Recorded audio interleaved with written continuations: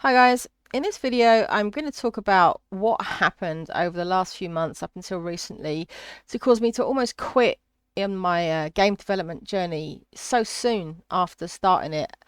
And it's not going to be an easy video to make because I need to be honest in it, and there's a lot of stuff that was really kind of, it's very personal, and it's nothing happened. It's all just crap that's been going on in my own head.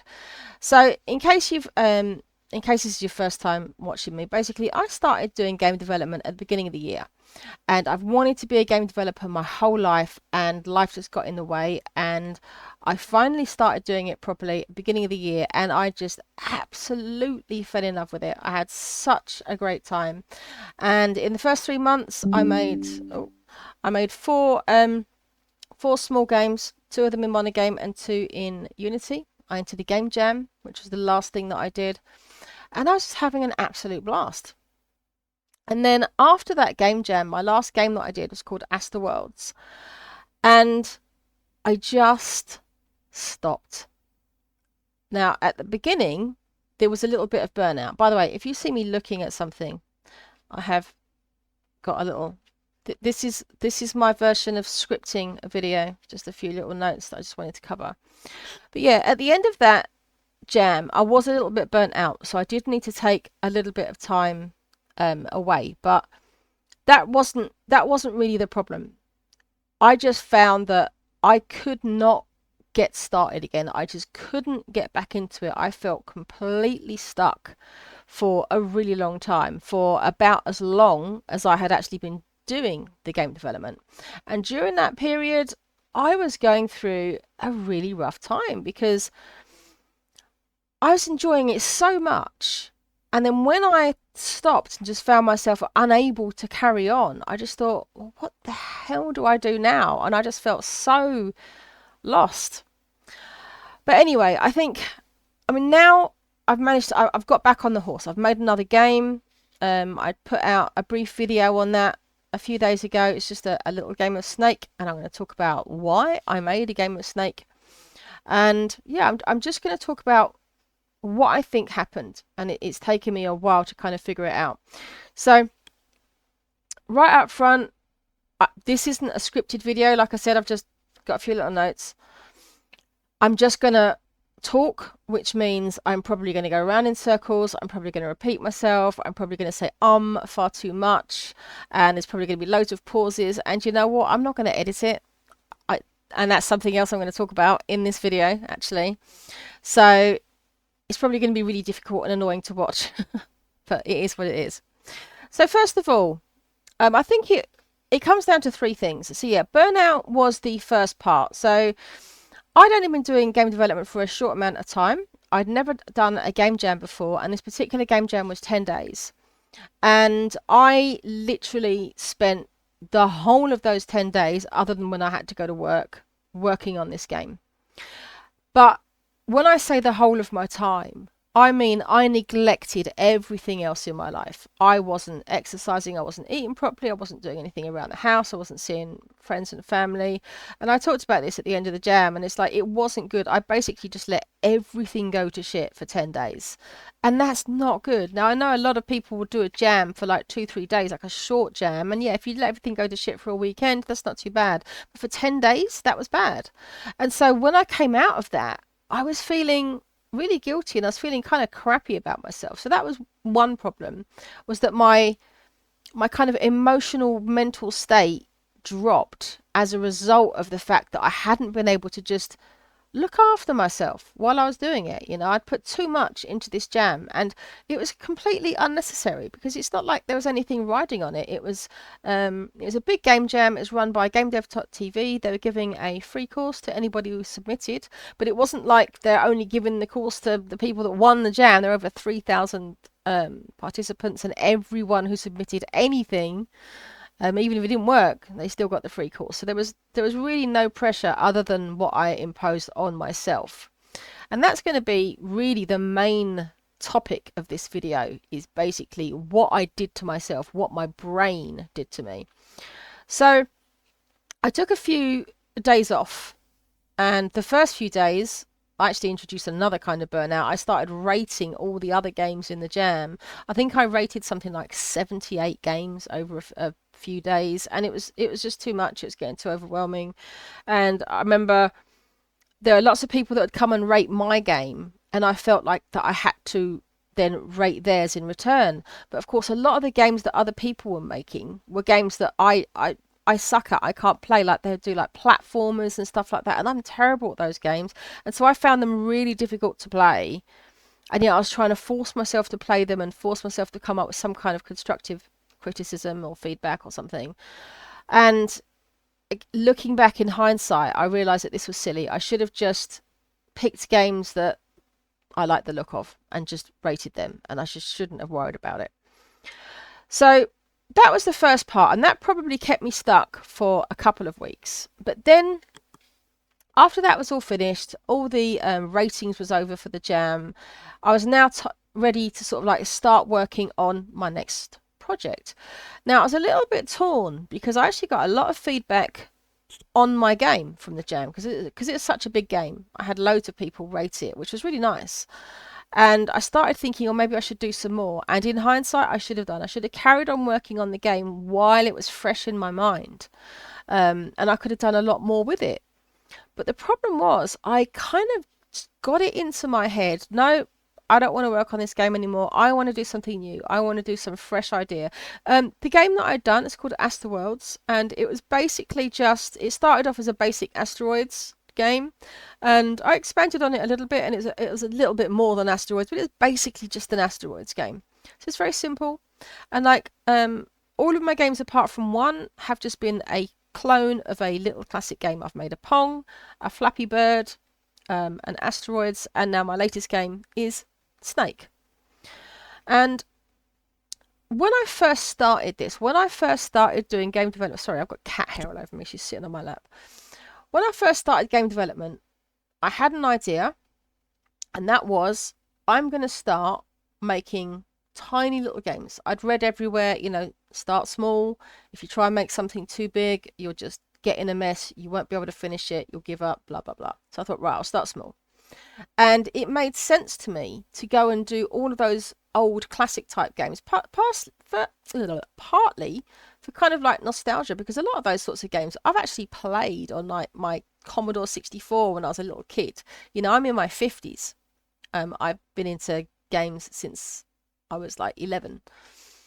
So it was partly the nostalgia, but also there's a definite advantage to doing a clone of a game that's been already proven, because the game design is already done. We already know that the concept works. We already know that it's fun to play. We already know what the specification is. We know how the game is supposed to work. And it's very easy to get art assets and music and stuff for those kind of old classic games. So it takes a lot of the difficulty out. If you're trying to create something that's original and new, first of all, you've got to try and prove the concept. You don't know if the idea that you have in your head is one that will actually work. You don't know if it'll be fun to play. You don't know if anybody would like to play, if there's any market for it, or, I'm not really bothered about markets. I'm not trying to sell any games. But I had this idea. I had the idea to make all these classic games. I had a list of about 12 of them that I wanted to do. I'd made 3 of them by that point. But then for some reason, after doing Asterworlds, I just abandoned this plan. And I thought, no, I don't want to do that anymore. I don't want to make these little games. I want to do something better. I want to do something bigger. I want to do something of my own. And this is the part where it gets uncomfortable to talk about, because now I realize this was all my ego. I was starting to feel like these little games were trivial. They were somehow beneath me. I was better than that. And that's really hard to admit, but I also know that that's the truth. And I had so when I first started, I didn't have any ideas of my own for games I wanted to make. So that's another reason why I started with these classics, because I thought, maybe I'll get some ideas along the way. And I did. So as I was going through building out my first few games, I did start to get ideas for games of my own that I wanted to make. I had about 3 or 4 different ideas. And so after Asterworlds, I started looking at, okay, can I actually make any of these? And the sad fact is, I just did not and do not have the skills to make them. I just don't have enough experience yet. And this is another thing where my ego got in the way, because I've been working in software development for a long, long, long time. I first started programming when I was 12 years old in BASIC on my Commodore 64. I wrote an adventure game. And I've done programming in one form or another all my life. I've worked in the industry as a software developer. I was working as a C# developer for several years. And I've run my own SaaS product, which was an online PHP based product. I ran that for 10 years. So I've got a lot of experience with software development, but I don't have experience with games development. The only serious attempt I had made at games development before this year was back at university. And this was about 2005, so we're going back 20 years. And I actually made the beginnings of a small engine, actually. And I'm quite proud of that. It was written in it was C#, actually, which is what I'm using now for Unity. But that was 20 years ago. And I can't remember any of that. I actually managed to dig out my old design document that I did for that, because I still got all my old Unity stuff. And I was looking through some of it, and it's like, I don't even understand what I've written here. I might have understood it 20 years ago, but I don't anymore. And that's the problem. I've had to admit to myself that I need to start from zero. And when I first started this at the beginning of the year, I was happy to do that. I started off using a framework called Monogame before I moved on to Unity. Unity scared the hell out of me at the beginning. I actually thought I was going to go with Godot. I've got a video that I've talked about why I chose Unity. But when I first started out, I just used a framework called Monogame. So it's all on code. There's no visual editing there. And it was something that was at least familiar to me. And I remember the first time just getting a sprite moving around the screen and then being able to have it, shoot something or whatever. And it was just like, oh my God, this is amazing. But that novelty wore off. And again, this is when my ego came in and said, oh no, you're better than this. And that's why I say this is hard to talk about, because I've had to swallow my pride. So the way in which I've managed to get back into it was, I realized, okay, I still need to start from zero. So I went back to my original list of about 12 different games. And I thought, what is the simplest game on there that I haven't already done? I think the simplest game is probably Flappy Bird, possibly Pong. And I've done both of those. So the next one was Snake. And that's why the game I've done this time around is Snake. And it's a pretty simple version of Snake. It's actually simpler than the original Snake, because there's no collision detection in it. The snake just keeps on growing, cannot die, which is intentional. But anyway, I had to swallow my pride in order to bring myself to create such a simple game. But the funny thing is, once I finally just loaded up Unity and just got started, I really enjoyed it again. And I've had so much fun making this game, even though it's just a stupid, silly little game of Snake. It's been a lot of fun. And so finally, I'm kind of like back on the horse. So I'm just check my notes. I think that's everything I wanted to say about that. Yeah. So that's the first part, was the difficulty in actually getting back into the game development itself. But that's not all of it. The other thing that was really tripping me up was this YouTube channel. And again, this is just so silly. It's just my mind, and not exactly my ego, or maybe my ego working against me in a different way. So when I started this channel, it wasn't because I was trying to like build some big following in order to like market my games, for example. I wasn't trying to be a YouTuber as such. I just really wanted to talk to people, to share this excitement that I had about starting game development.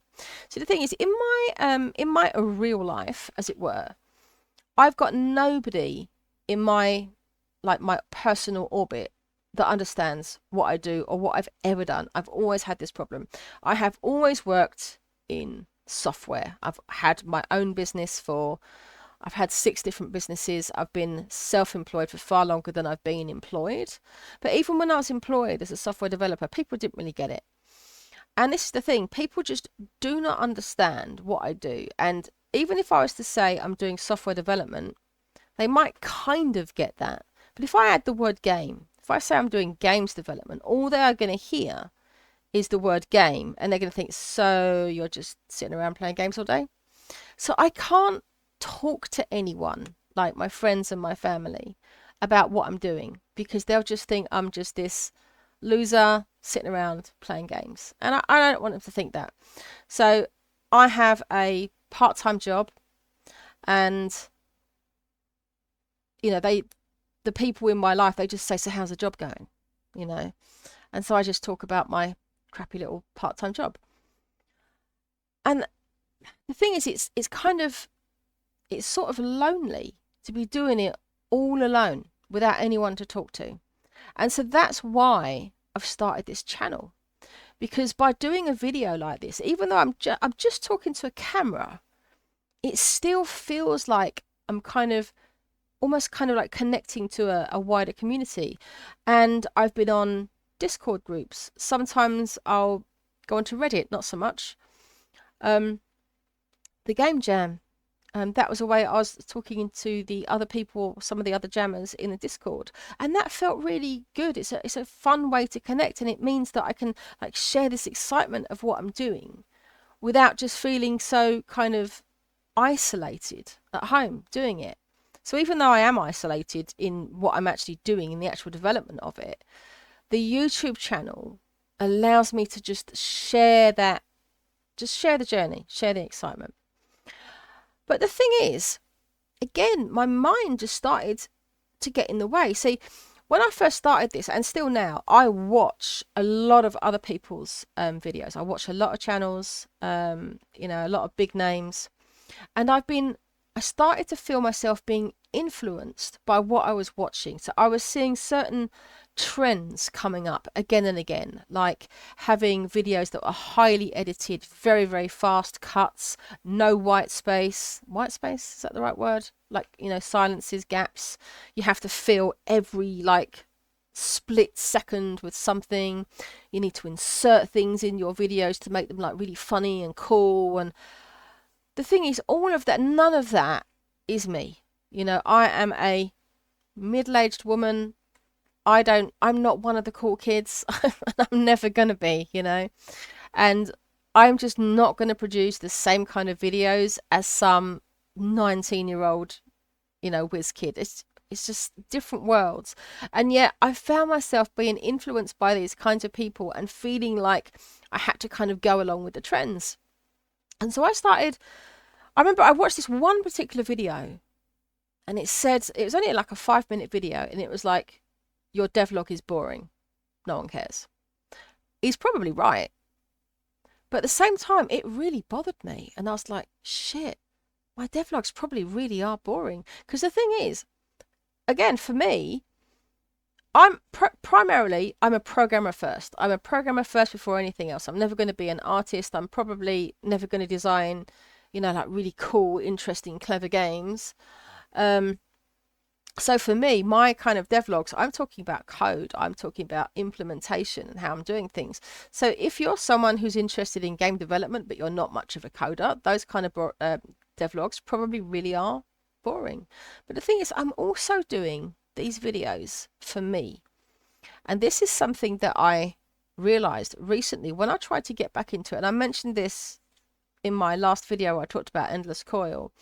I watched back some of my previous devlogs in order to try and refresh my memory as to what I had been doing in Unity, because I'd forgotten so much. I'd only been learning Unity for a few weeks, and then I'd been away from Unity longer than I'd been using it for. So I forgot pretty much everything, and I had to almost start over, as it were. But watching my old devlogs, they weren't that helpful, because I was trying to focus on showing the game, showing what I had done, trying to make it somehow more interesting or entertaining. And I've realized that I'm kind of going against it's like I'm not being authentic to myself. At the end of the day, I'm not trying to be like anybody else. And ultimately, I'm making these videos for me, not anyone else. If nobody likes them, if nobody watches them, if nobody subscribes, it really doesn't matter, you know. I remember watching Jonas Tyrola, and when he first started, I was watching some of his really old videos right at the very beginning, and he had a very specific dream of not only being a full-time developer, he'd already built several games, but he wanted to be a YouTuber. Having a big and popular channel was a major part of his plan. And at the beginning, he was putting in more time and effort into making and editing videos for his channel than he was on the games. Now, of course, that balance shifted over the years. But I'm not doing that. I just want to make games. And I'm sharing some videos on YouTube when it's fun to do so. But I don't really care if I have, well, at the moment I've got something like just under 400 subscribers. I mean, that's pretty cool, to be honest. But if it never went beyond that, that's fine, because I want to be able to watch my videos back. I want to be able, if I'm still doing this in a year, 5 years, 10 years, 20 years time, I want to be able to go back and look at my channel and watch these old videos from where I started. And I want to be able to look at that crappy little game of Pong and how I had to restart it because I couldn't even work out how to make Pong, and I had to start from scratch and do it all over again. And all of these little struggles that I've had, I want to be able to look back on those and see where I've been. And so I need to keep focusing on making videos for me. And if they happen to be useful for somebody else, that's cool. It's a bonus. But I can't let that drive me. And in the same vein, I started panicking about like the YouTube algorithm. I started thinking, oh God, I've got to post on a regular basis, and I've got to make sure the videos aren't too long, because nobody wants to watch a long video. They've got to be like short and sweet and punchy, and again with like the editing and all of this kind of stuff. And it's just not me. I was going to do this video actually in two different videos. I was going to do one video about the new projects, and then one video about the YouTube side of things. And then I thought, why put it in two videos? Why not just say what I want to say in one video? And who gives a shit what the algorithm gods say, and who cares if anybody likes the video or not? I'd rather just be honest and just be myself and do, what comes naturally to me. And the thing is, when it comes to doing things like YouTube videos or writing blog posts or anything like that, I've always been massively inconsistent. I'm not someone that can like stick to a schedule and I'm going to upload 2 videos a week on Thursdays and whatever. That's just not me. I'm never gonna be able to do that. But I started thinking that this way. I started thinking, oh my God, I haven't posted a video this week. Or what am I going to put? And then I'd start panicking about, well, I haven't got anything to show in my game. Well, I better not work on this refactoring. I better work on this new feature because that will look better on the video. And so I was letting YouTube or these notions in my head about YouTube just influence what I was actually doing with the game itself. And that's really stupid. And the thing is, all of this stuff about YouTube, it wasn't driven by anything external. No one is telling me you've got to do this, you've got to do that. I made all of this stuff up myself in my head. It was just made up thought out of nothing. And at the end of the day, I also realized no one cares anyway. Like, I watch some YouTubers, like I watch like Code Monkey. He's got 500,000 subscribers. Awesome. Do I know when his next video is coming out? No. Do I know when his last video came out? No. Do I care? No. But then I also watch videos from people that I watched one the other day and they had like 9 subscribers, but it was a really useful video. And I thought, oh, you should have more subscribers. But do I care about that? No. Am I sitting there waiting for the next video to drop from a particular person that I might be subscribed to? No. Some people might do, you know, some people might really care about that and they feel like they owe something to their audience or something, but that just doesn't apply to me. And I realized that I just, again, just made all of this stuff up in my head, and I'm not going to do that anymore. So I mentioned in my, let me just see what else I wanted to talk about. Yeah, I've already said it all. But I mentioned in my last video that I've been recording some footage, devlog, like footage of the game I'm working on. So I'm still working on Endless Coil. I had to submit the version I had at the end of the jam because it was another jam game. That finished, when did that finish? Last Friday. Actually, yeah, I think the results are coming in this Friday. I do not expect it to do well because the game wasn't even finished. It still isn't. So I'm still working on that. I'm doing some more with it. And I'm just recording. Oh, God, fucking cat hair, sorry. I'm just recording what I'm doing, all the development, so that I can go back. Because what happens is I start working on a new game and I think, I know I've done something like this before. How did I do that? And I have to go back over my previous projects and try to remember how I did it. So this is why I want to do a devlog type video where I can see step by step, right, I've done this thing, this thing, this thing, this thing, this thing, and have all the timestamps in the video so I can go back and re-watch the sections of my previous video where I need to. And especially if I'm going to be building out lots of small games, and of course I am, because I'm going to be going back to my original idea of carrying on building out all those little games, you know, Tetris, Frogger, so forth. But I'm still gonna come up against things which I've done before, and I'm gonna want to be able to re-watch my old videos. So again, I'm doing a devlog video for me, and I don't see any point in doing, you know, devlog 1, devlog 2, devlog 3, just to kind of keep the content going on the channel. I don't care, you know. It's going to be easier for me if I've just got one video. I mean, obviously, if I was making a game that was going to take months and months and months, I probably would split it up. But at the moment, this is a fairly small game. There's not too much more I'm going to do on it, so I might as well just do it as one video. It just makes it easier for me, and I don't care what that does in terms of the YouTube algorithm. I don't care if people think, oh God, it's too long, I'm not going to watch it. If you don't want to watch it, don't watch it. Do you know what I mean? It's just, yeah, I'm just going to do what works for me. And so, yeah, I think that's really everything I wanted to say. But basically, all of this stuff, all of the difficulties I had getting back into it, and all of this crap with YouTube, I realized it's all completely self-inflicted.